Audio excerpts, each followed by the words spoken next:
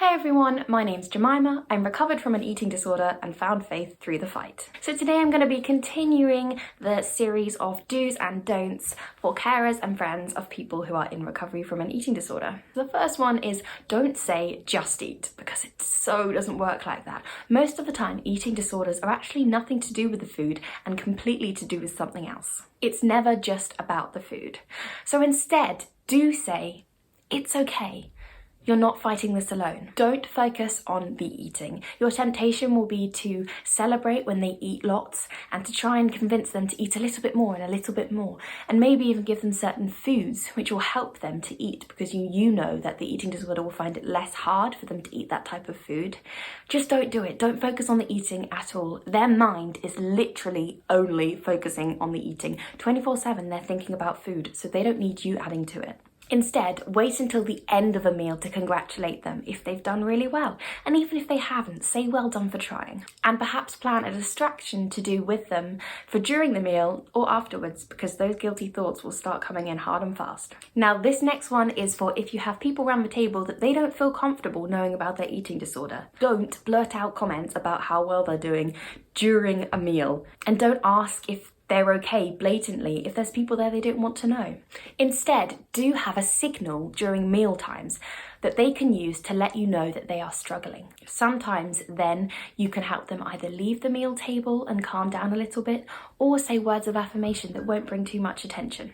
This could be things as simple as saying, "You're doing so well," or "Your body needs this as fuel. This is really nutritious for you." The next thing is do not comment on your food.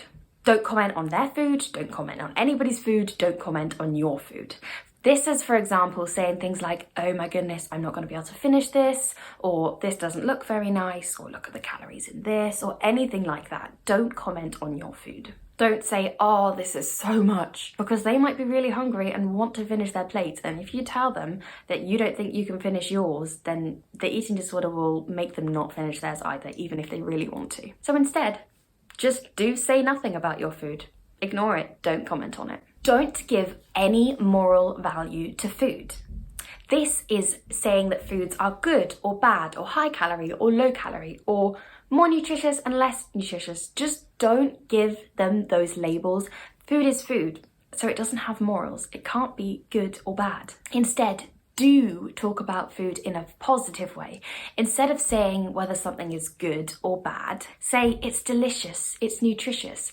Talk about the texture. It's crunchy, it's slimy, it's yummy, it's fun, it's exciting. Do not ever talk about fasting or skipping meals. This is so triggering for people who are trying to recover from an eating disorder.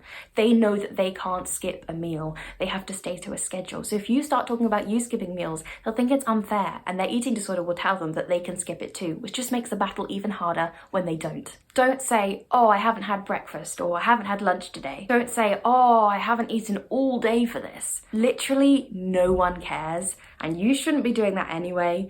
You should be fueling your body just like everybody else, but nobody cares about what you've eaten or haven't eaten that day. Instead, set a really good example and be a good role model. Eat all your meals and even snacks if you can, and always try to finish your plate if you can, because leaving a little bit on your plate will be triggering for the person who's trying to finish their plate. Try to adopt healthier and more sustainable eating patterns too.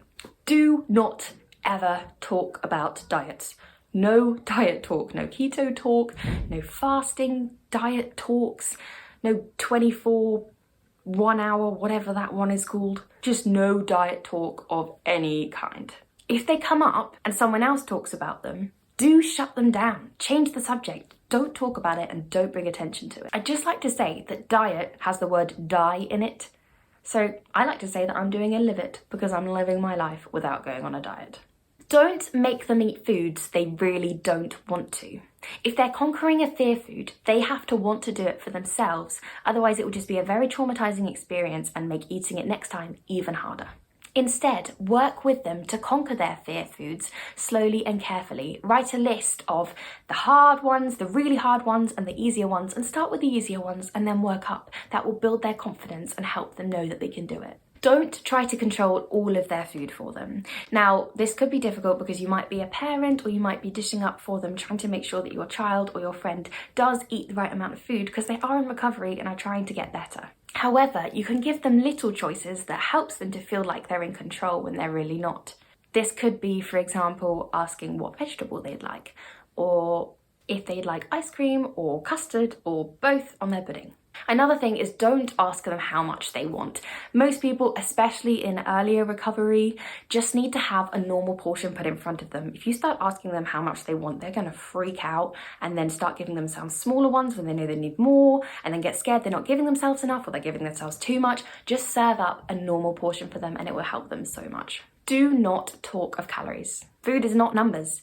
Food is fuel for your bodies. Years and years ago, they didn't know the calories of things and they didn't get really, really fat. So I don't see why we need to know them now. Your body knows what it needs, so trust your body. Don't talk of numbers, don't talk of calories.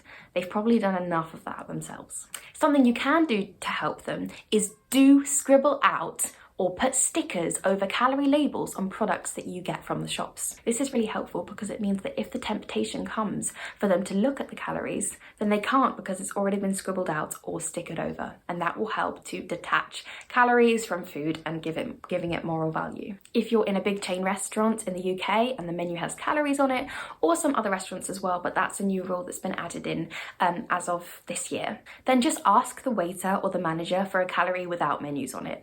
They should really have calories without menus on it, but if they don't, because a lot of them are still getting used to this, then take the menu off them and read it out for them. That way they can't see the calories. You could even bring a Sharpie with you and scribble out the calories. And the last thing is, don't surprise them with meals out and food experiences without warning, especially in early recovery. This will just freak them out so much. They'll get so overwhelmed and probably won't end up eating anything or eat loads depending on their eating disorder. Instead, roughly plan meals so that they know when they're eating and what they might be eating, and then they can mentally prepare themselves for it and don't get so freaked out. So that's all of the do's and don'ts to do with food and meal times that I can think of. But if you have any more, do put them in the comments below because it's really helpful to help each other. See you next week.